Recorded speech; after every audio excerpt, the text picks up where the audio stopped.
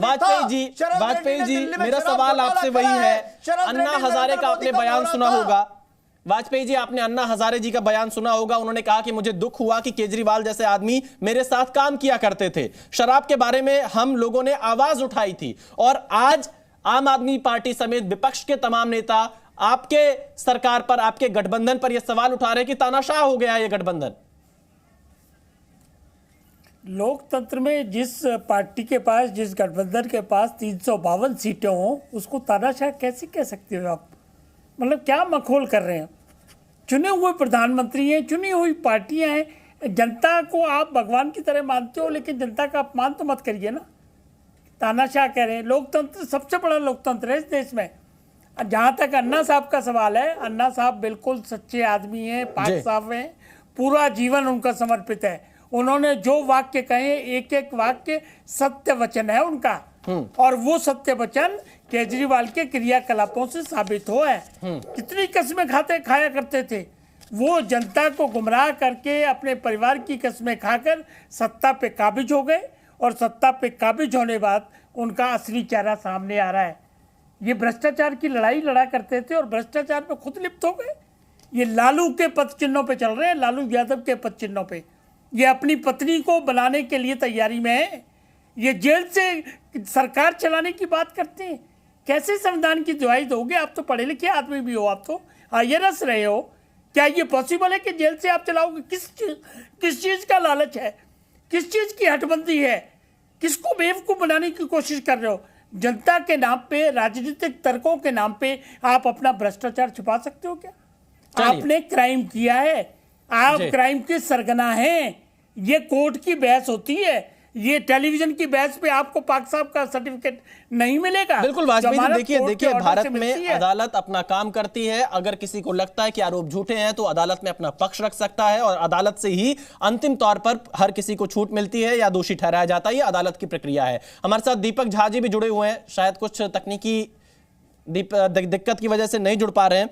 आ गए दीपक झा जी हमारे साथ जुड़ चुके हैं।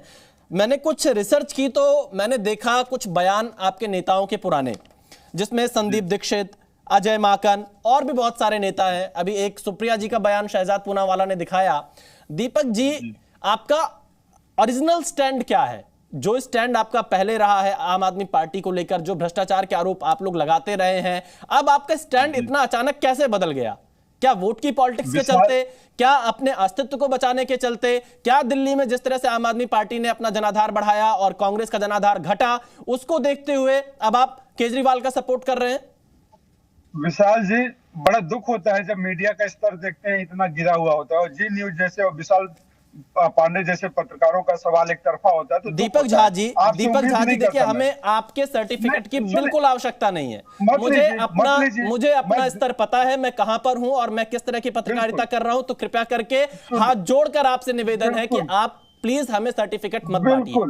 और दीपक झा जी आपके बयान विरोधाभास से भरे हुए हैं। आप पहले अरविंद केजरीवाल के खिलाफ बोलते थे, आप अरविंद केजरीवाल के तमाम मुद्दों को उठाया करते थे, और आज उनकी पैरोकारी कर रहे हैं। हम तो बस आपको आईना दिखा रहे हैं और आप गुस्सा हो रहे हैं। खैर कोई बात नहीं, यही लोकतंत्र है, यही लोकतंत्र है। पांडे जी सुनिए, अगर आईना दिखा रहे हैं ना पांडे जी, आपका बहुत स्वागत करता हूं मैं। मुझे बड़ा खुशी होती है कि आप कांग्रेस को आईना दिखाते हैं, विपक्ष को चाहते हैं मजबूत हो जाए। बहुत धन्यवाद, बहुत स्वागत है आपका। लेकिन यही आईना काश एक अमित शाह को भी दिखा दिए होते, जो पलटू राम चाचा के लिए बोले थे अब इनको छुएंगे भी नहीं, इनको हम अपनी पार्टी में नहीं लेंगे। अमित शाह से आपने सवाल किया, दोबारा क्यों ले लिया नीतीश कुमार को? सवाल नहीं किया ना आपने। तो एक तरफा आईना राजनीति में जो होता है ना, पूनावाला बैठे, मैं उनसे सवाल ले लूंगा, लेकिन सवाल ले लीजिएगा। दीपक जी, शहजाद जी बैठे हैं, भारतीय जनता पार्टी के प्रवक्ता है, मैं उनसे सवाल का जवाब ले लूंगा। लेकिन आप मुझे दीपक जी देखिए, आप मुझे ये बताइए, क्या अरविंद केजरीवाल ने आपके शीर्ष नेताओं के खिलाफ बोला या नहीं बोला?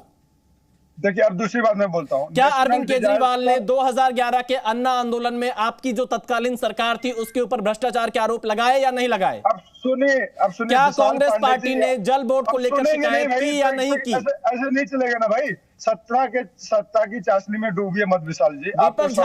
दीपक झा जी देखिए, आप ऐसे कोई भी बयान दीजिए, क्योंकि देखिए सच से बिल्कुल परे है आपके ऐसे बयान। आपके एजेंडा हम समझ सकते हैं, आप जनता से कट चुके हैं, आप जनता के बीच जाते नहीं हैं, तो हम जैसे पत्रकारों पर, मीडिया पर आरोप लगाना आपके लिए बहुत आसान है। आप अमेठी रायबरेली में गांधी परिवार से किसी को उतारने की हिम्मत नहीं कर पा रहे हैं, इतना ज्यादा डर गए, आप मेरे ऊपर आरोप लगा सकते हैं, आप स्वतंत्र हैं, यही लोकतंत्र है। मुझे आपके सुनिए, आपके ऊपर आरोप नहीं लगाना है, दीपक जी आप लगा रहे हैं, लेकिन हम इसका स्वागत करते हैं, आप लगाइए, यही लोकतंत्र है। अब सुनिए, देखिए ब्यूरोक्रेट्स भ्रष्ट हो सकता है, नेता भ्रष्ट हो सकता है, मीडिया चौथा स्तंभ, क्या वहां पे भ्रष्टाचार नहीं है? पहले खादी वाला पत्रकार हुआ करता था, आजकल पैकेज वाला पत्रकार हो गया। मोदी का दीपक जी आप ये तय कर लीजिए, आपकी लड़ाई किससे है? आपकी लड़ाई मीडिया से है कि भारतीय जनता पार्टी से है?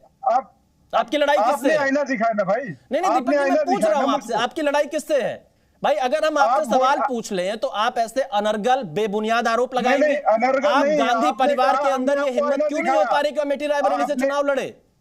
सुनिए भाई, जमीन आप खो रहे हैं, आरोप हमारे ऊपर लगा रहे हैं, ये कैसी बात है? खैर कोई बात नहीं, लेकिन आप अपनी बात पूरी करिए। जी 10 सेकंड दीजिएगा। विशाल जी, जितने भी राजनीतिक पार्टियां ना इस देश में, क्षेत्रीय पार्टियां, आधे से ज्यादा पार्टी, चाहे आप बंगाल ले लीजिए, महाराष्ट्र ले लीजिए, बहुत सारी पार्टियां जो कांग्रेस से अलग होके बनी है, ये बात मानते हैं आप?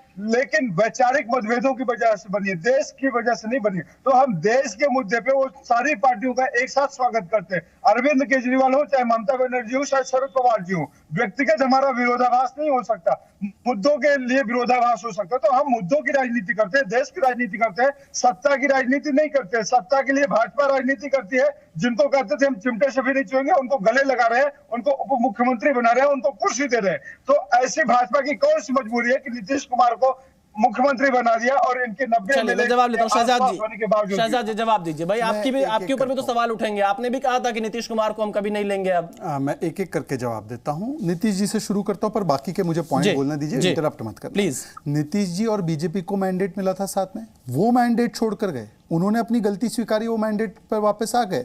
तो मैं तो कहता हूं कि आप पूछ लीजिए, नहीं सुन लीजिए, हंसने की बात नहीं है। मैं आपसे कह रहा हूं कि आम आदमी पार्टी ने तो कहा था कि बीच में आप बोल गए, यही समस्या है ना, इनके सवालों का जवाब जब देता हूं तो ये बीच में बोलते हैं। नहीं ये तरीका नहीं है। विशाल जी मैंने पूरी उनकी बात सुनी, मैंने बीच में नहीं बोला, मुझे अपना समय दीजिए, वरना ये फ्लो तोड़ देते हैं, इसीलिए मैं जवाब नहीं देता हूं ऐसी बेतुकी बात। दीपक झा जी एक एक कर आपको फिर मौका देंगे, आपको पूरा मौका मिलेगा मान्यवर, आप अपने समय पर बोलिए, ये तरीका डिबेट का ठीक नहीं है। और जी से मैं रिक्वेस्ट कर रहा हूं एक एक करके बात लें, क्योंकि मैं इंटरप्ट करूंगा तो उनके लिए मुश्किल हो जाएगा। बात पूरी करिए, फिर मैं दीपक जी के पर मैं बात नहीं कर पाऊंगा अगर वो दीपक जी आप जब तक मुझे इंटरप्शन के बिना नहीं देंगे। आप सवाल नोट करिए, मैं आपके पास जवाब के लिए आऊंगा, ये मेरा आपसे वादा है। मैं भी नोट कर रहा हूं, शहजाद जी जवाब दीजिए। मैं तो इनसे पूछना चाह रहा हूं, इन्होंने कहा देश के मुद्दों पर हम एक हो गए। आम आदमी पार्टी ने दिल्ली की विधानसभा में पारित किया था रेजोल्यूशन कि राजीव गांधी हत्यारा है सिखों का। अब बताइए कि एक हो गए इस विषय पे, और मुझे बताना है। देखिए ये आपको पत्रकार आपको सही कह रहे हैं, वो पैकेट लेने वाले लोग जो वो थे कि जो कल तक मीडिया में थे और फिर परसों जाकर महाराजगंज से टिकट ले लिए, पैकेट लेने वाले वो लोग हैं, कल तक पत्रकारिता में थे, राज्यसभा ले लिए टीएमसी से।